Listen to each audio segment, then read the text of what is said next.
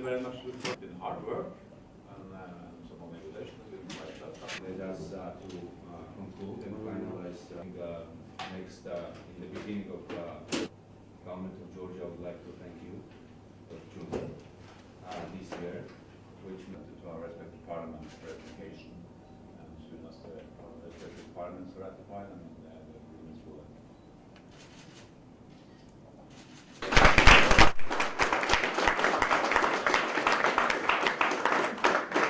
მე მინდა ინფორმაცია მივაწოდო ჩვენს მოსახლეობას, ჩვენს ქართულ მწარმოებლებს, რომ დღეს მინდა მიულოცო დასრულება მოლაპარაკებების თავისუფალი ვაჭრობის შესახებ EFTA-ს ქვეყნებთან, რომელიც არის თავისუფალი ვაჭრობის ასოციაცია, რომელიც მოიცავს 4 ქვეყანას, ეს არის ნორვეგია, შვეიცარია, ისლანდია და ლიხტენშტეინი. დამატებით ქართულ მწარმოებლებს საქართველოში ნაწარმოებრივ პროდუქციაზე ეხსნებათ 14 მილიონიანი ბაზარი, რომელიც ასევე გახლავთ მაღალმწვდომუნარიანი ბაზარი.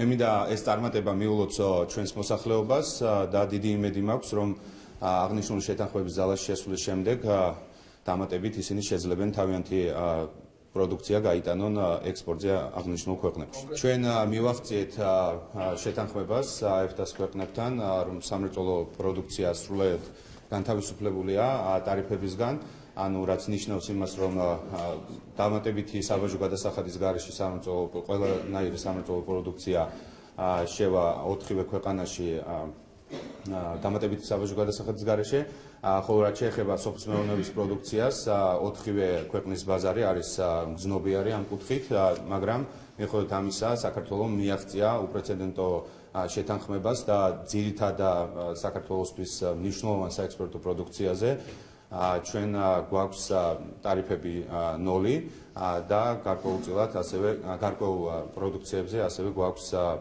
თითქმის განახევრებული და მინიმუმამდე დაყვანილი.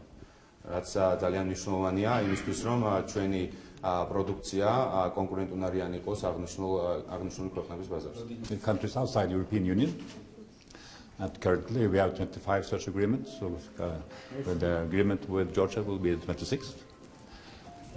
We have conducted these negotiations in only 6 months, only 3 rounds of negotiations, thanks to hard work and flexibility of the negotiators on both sides.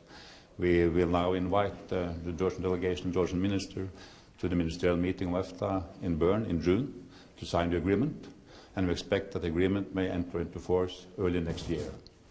That will give our companies, our economic operators, new possibilities, new opportunities in the Georgian markets on the EFTA side and in the EFTA markets on the Georgian side.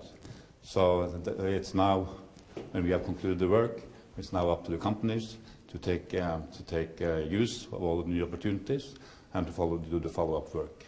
So I would like to thank the Georgian delegation, Deputy Minister Haivalatsa and his team for the hospitality in Tbilisi and for all the hard work that they have done.